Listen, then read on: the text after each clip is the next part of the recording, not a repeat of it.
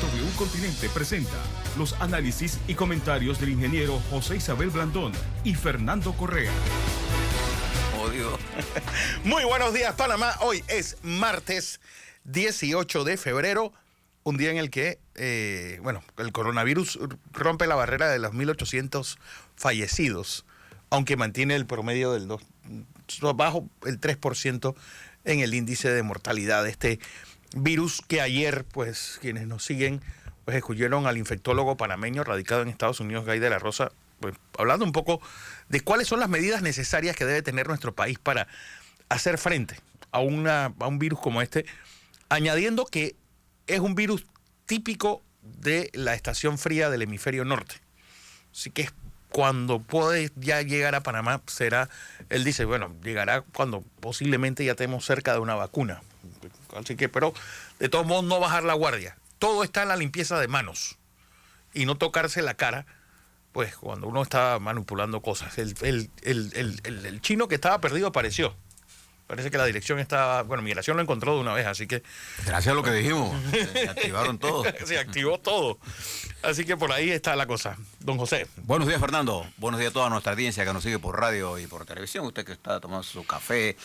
Acuérdese que estamos a unos poquitos días del carnaval. Hay gente que dice, espérate, el carnaval.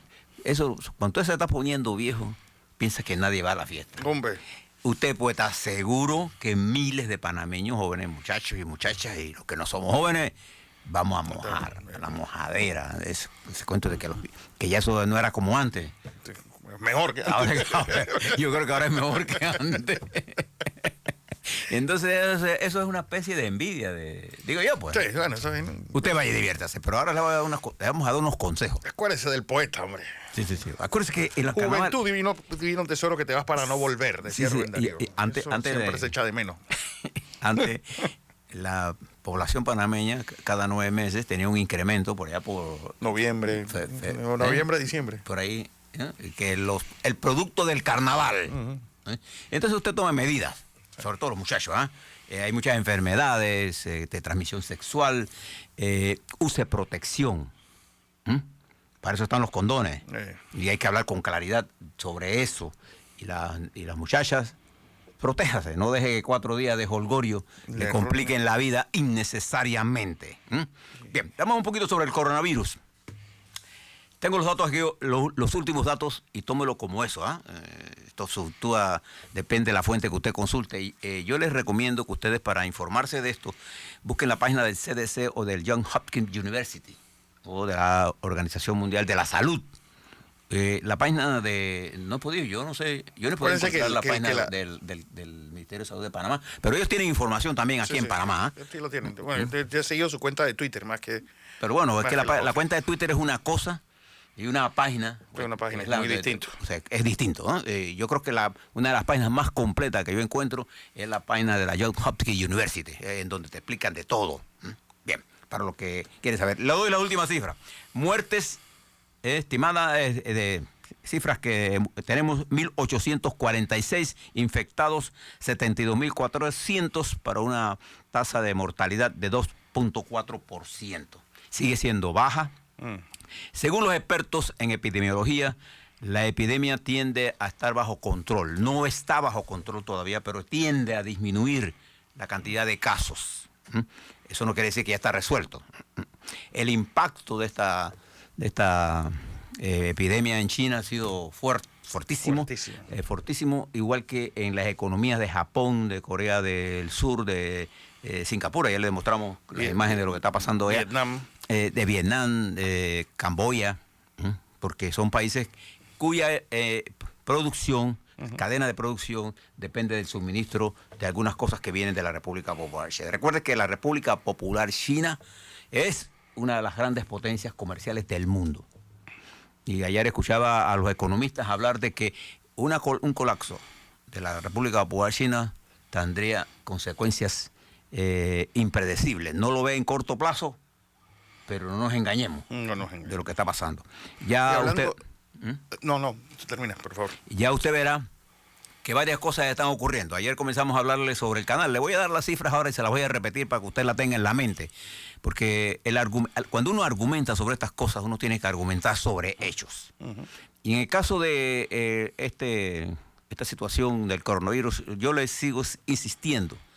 Usted preste la atención a la Dirección Médica Panameña, a través del Ministerio de Salud, de la Caja del Seguro Social, del Gorgas, de nuestros especialistas. Ellos saben y están bajo el ojo sobre esta cuestión, y particularmente ahora que nos vamos a movilizar, preste la atención a su medida de salud. Siempre la prevención pasa por las medidas de sanidad que usted tome. Si usted es puerco y va al baño y no se lava las manos, usted se puede contagiar usted mismo. Usted, si va estornudando y se está abrazando, sí, tenga cuidado. Estamos en un momento en la que la prevención suya lo protege a usted y protege a su familia. ¿Le parece? Principalmente ahora que uno va al interior, es decir, tu recinto donde vas a dormir y donde vas a vivir limpio también. Recuerden que es época de anta. Esas son ratas del campo que van hacia las casas. Y por eso se da en esta estación. Y si usted llega a una casa donde usted ha alquilado y no se le ocurra comenzar a barrer de una vez, porque las casas abandonadas es donde entran los ratones, y el antas es a través de la excreta, del orine que se queda allí. Cuando usted comienza a barrer, usted está levantando ese polvo, y ese polvo está contaminado. Es preferible que rocíe agua y deje que se aplique y después haga esto. No se le ocurra hacer cosas. Por eso está el Ministerio de Salud. Preste la atención a lo que digan los médicos nuestros, que saben de esto. Exacto. En estos días conversaba con el doctor Terán, que fue José Manuel, que fue el ministro de Salud, que en su momento estalló el antivirus y tuvo la valentía, ¿no?, de suspender los carnavales. ¿Te recuerdas eso? Siendo Mireya Moscoso presidenta y una tableña. Macana, pedaceña. Bueno, tableña, ¿por qué yo tableña? Quiere decir santeña. Eso sí. Santeña, pero de pedací. De pedací. Pero yo no creo que se va a poner bravo que yo le diga que es tableña. Ella es santeña. Bien. Mire lo que le voy a contar. Usted sabe, Fernando, usted que es un hombre casi europeo. Hombre. Usted debió ser por allá. Nací por allá. Mire, usted sabe que son los dos países que han demostrado siempre una carrera por la neutralidad. Sí, Suiza y Austria. Y Austria son las que usted define como los sinónimos de... Sobre todo Suiza. Sí. Bueno, mire lo que descubre el New York Times, que se publica. Le recomiendo que se lo lea. Una historia de terror. Resulta que Suiza fue la base de la venta de máquinas interceptadoras de espionaje que le vendía a los gobiernos, pero en realidad ese era un negocio de la Agencia Central de Inteligencia de los Estados Unidos. La máquina Cryptex EX52 fue vendida por Suiza a los países, le hablo de América Latina, Argentina, Chile, Uruguay, Paraguay, Brasil, para la Operación Cóndor. Y a través de esas máquinas encriptadas que ellos pensaban que era entre ellos, sí, esa máquina estaba controlada por la Agencia Central de Inteligencia. Bueno, es que la Operación Cóndor pero como si fuera poco, había un control adicional. Lo que ellos pensaban que estaba encriptado, que era en secreto entre ellos, pero además la inteligencia alemana, acuérdense que la inteligencia alemana de la República Federal, sobre todo de la... sobre todo no era de esa. Sí. Ellos se la vendían a los países europeos que también estaban siendo investigados. 120 países fueron objeto de investigación por máquinas que Suiza produjo para la Agencia Central de Inteligencia de los Estados Unidos, lo que se llamaba la Suiza neutral. Bueno, hay un debate que desató el Washington Post y que desató los diarios alemanes y que está en el debate en este momento en Europa, cuestionando y diciendo que la neutralidad suiza se hizo pedazos. Y hablando del New York Times, les recomiendo el nuevo libro de Paul Krugman, a los que nos... ¿El economista? Sí. Se llama Contra los zombies. Y es una desmitificación de todo lo que nos han vendido como la gran... Eso de que no hay que ponerle impuestos a los ricos, porque sí. Hay una teoría sobre eso ya. Es decir, y él Bueno, además que empieza analizando la economía venezolana. Es una compilación de sus artículos y lo define como un desastre. Hoy les recomiendo, ya salió la edición en español, así que pues a comprarlo.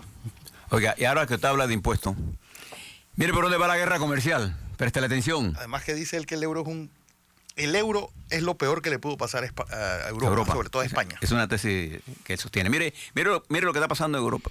España va a poner el impuesto, ya a Google. A Google. Este impuesto se va a cobrar al fin de año. Es un impuesto de 0,5% que debería estar recogiendo cerca de 1.500 a 2.000 millones de euros impuestos. Y además va a poner otros impuestos a las grandes corporaciones, que debe recoger entre unos 120.000 millones según las cifras que escuché. Este impuesto va a desatar una guerra con los Estados Unidos, impuesto a Google que ya Francia estableció. Y esto ha llevado al presidente de los Estados Unidos, Donald Trump, a emprenderla con Europa. Al aceite de oliva, sobre todo. Y va a poner, tenga la plena seguridad, medidas de retorsión contra España, contra Francia y contra Europa. De hecho, ya anunció un aumento de los aranceles al Airbus de producción europea y francesa. Bueno, el euro se hace un pedazo en cada país. Sí. Es de Europa, vamos a ver. Europea. Cuya una sede principal está en Francia, ¿no? Está en Francia. Es que ahí es donde lo ensamblan. Exactamente. Entonces, esta guerra comercial hace que antiguos aliados estratégicos se conviertan en aliados en proceso de divorcio y ponen en crisis a la OTAN. Y se está planteando una nueva reestructuración de la OTAN. Preste la atención a esto, porque esta Europa, que parte de nuestro escenario, porque son clientes nuestros, por ejemplo, le hablo el puerto de Rotterdam, de un puerto conectado con los puertos nuestros. Por supuesto. Por el canal de Panamá, para que usted tenga siempre por qué le traemos esto. Mientras en los Estados Unidos, fíjese lo que está ocurriendo. Va a haber elecciones en Nevada. Y le traigo esto porque las elecciones en Nevada, a diferencia de New Hampshire, estamos en el medio de los Estados Unidos, por allá, noroeste, medio oeste. No, más hacia el oeste, sí. Nevada está al lado de California. Medio oeste. El oeste. Ya gente más conservadora. Y allí, Bernie Sanders constituye la fuerza que ya se proclama, ya los mismos contendores dicen que con Bernie Sanders en ese estado solo se puede llegar de segundo o de tercero. Y las encuestas están indicando que cada vez va a ser más difícil ganarle a Sanders. La única forma que puede pasar aquí es que ahora en el supermartes del miércoles... Del martes, 3 de marzo, Biden o Bloomberg hagan algo espectacular y entonces se empareje. Esto se va a emparejar, no tengan la menor duda de esto. Esto de New Hampshire y Iowa fue simplemente el arranque de una carrera con muy pocos votitos en juego. Pero esto se está complicando y el presidente de los Estados Unidos está encima. Él es un ave de presa sobre la política. Con ideas muy propias y con accionarios muy propios, no muy cercanos a la verdad. Sí. La verdad es lo que él dice. Pero nos plantea a nosotros una situación complicada porque los Estados Unidos es la potencia del mundo. Entonces fíjese que todavía el asunto de Roger Stone sigue siendo uno de los problemas más serios que enfrenta la justicia y la credibilidad del sistema judicial de los Estados Unidos. Pero además de eso, unido a esto, todo lo que pasó con el impeachment del presidente, la reacción ayer de la señora Pelosi, que decía que el Partido Demócrata debía arrancarse. Ayer, Steve Bannon salió a la luz pública y el consejero de seguridad de los Estados Unidos, ex consejero de seguridad, que se negó a ir al Senado, ahora va a publicar su libro. Jimmy Mattis. No, el John Bolton, el consejero personal de seguridad que sustituyó a Alejandro Kelly.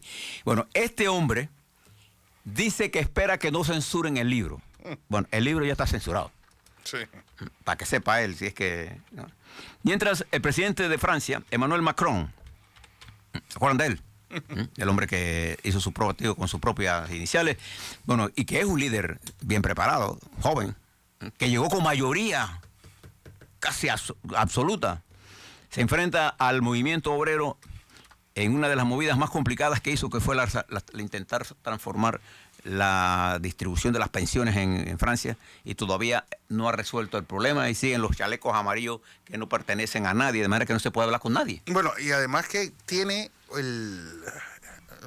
Macron, su candidato a la alcaldía de París, tuvo que renunciar, metido en un escándalo sexual, que creen que hay intervención rusa en toda esta trama. Y en Europa los escándalos sexuales, los escándalos de robo producen renuncia inmediata. No es como nosotros. En nosotros aquí cualquier escándalo y no pasa nada. A nadie se le ocurre. El verbo renunciar no aparece. Lo arrancaron del diccionario acá. No aparece en el diccionario de nuestro dirigente político. En Europa usted lo acusan de que yo viajé con un tiquete que no lo pagué, yo sé yo de una vez renuncio. Grábese este nombre. Andriy Sabatsky. Este era un asesor del primer ministro, su amigo Boris Johnson. Usted sabe que este caballero, que en su mente no deja de ser fascista, mire lo que el tipo dijo. Que los negros tienen un coeficiente de inteligencia inferior a los blancos. Pero además dijo que había que aplicar la eugenesia, que es el sistema de mejoramiento de la raza a través de la selección de los que, si los negros tienen menos coeficiente, entonces hay que matarlos. El presidente Boris Johnson se ha negado a condenarlo a él. Bueno, ya este caballero lo chiquitearon de su puesto, ya no es asesor de Boris Johnson.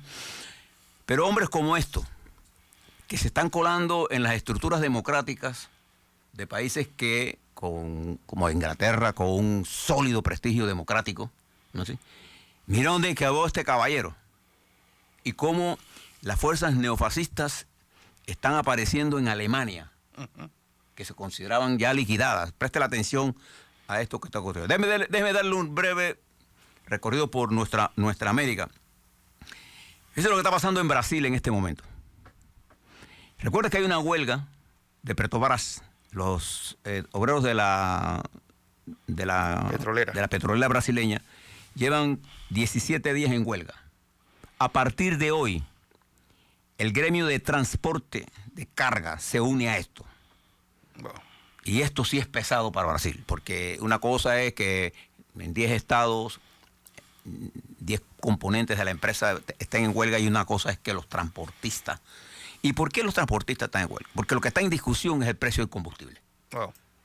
Y si en un país algo es importante es esto. Fíjese esto de... Más un país tan grande. Fíjese, le pongo esto para que usted se vaya y suba un momentito a Canadá.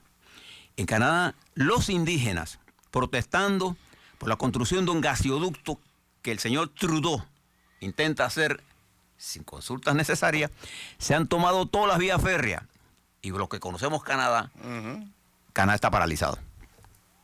Porque así que se hace el transporte. Claro. El Canadá, la comunicación entre la costa este y oeste de Canadá es por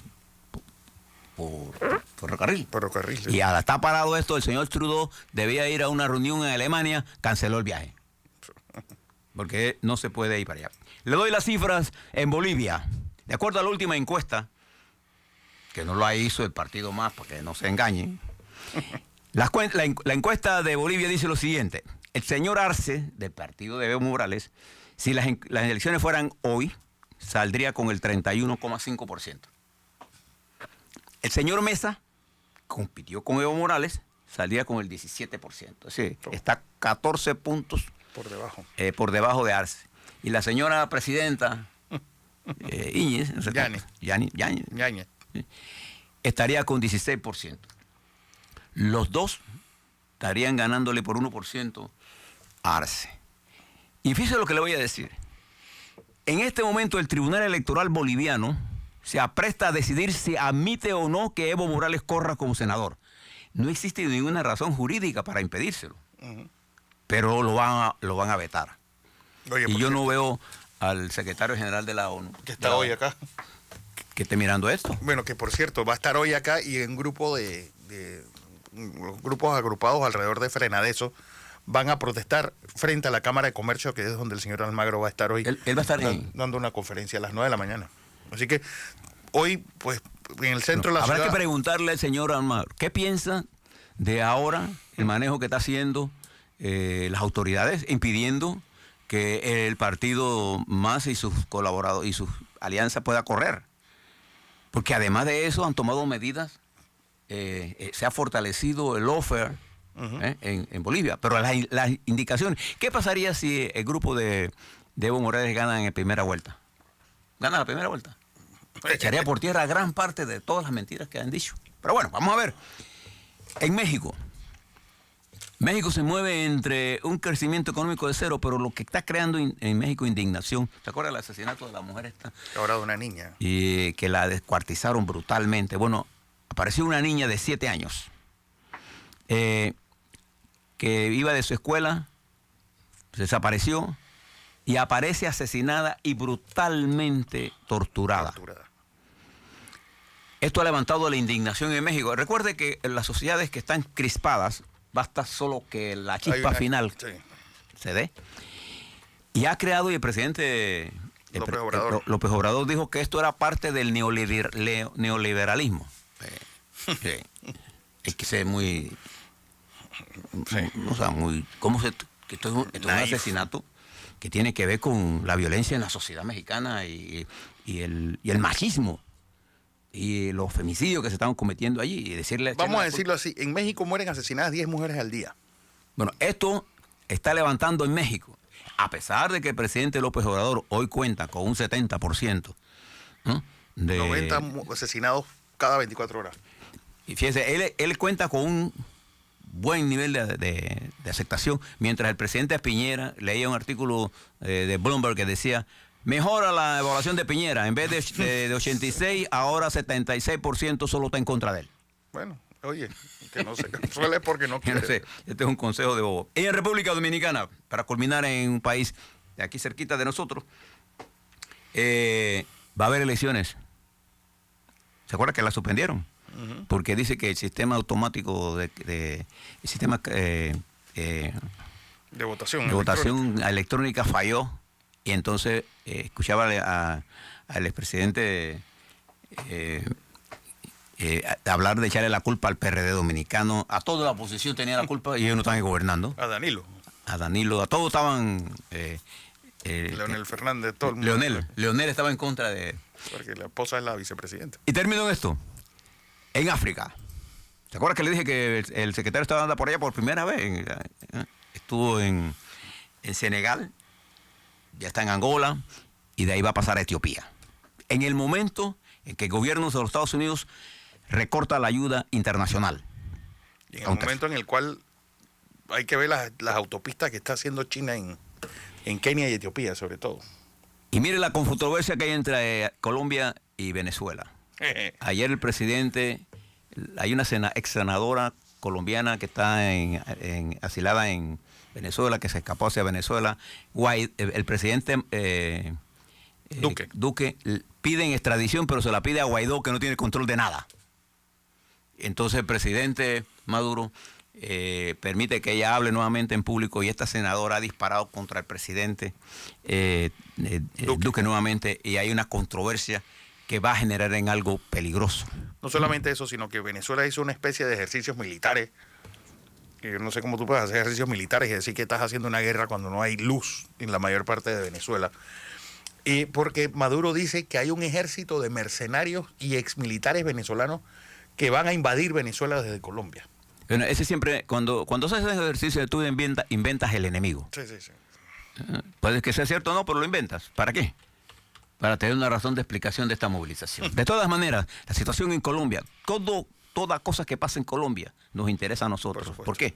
Porque nosotros dormimos con esa frontera 24 horas al día, 7 días a la semana. A la vuelta vamos a hablar sobre Panamá. Le voy a explicar lo que está pasando en el canal de Panamá por el problema del agua.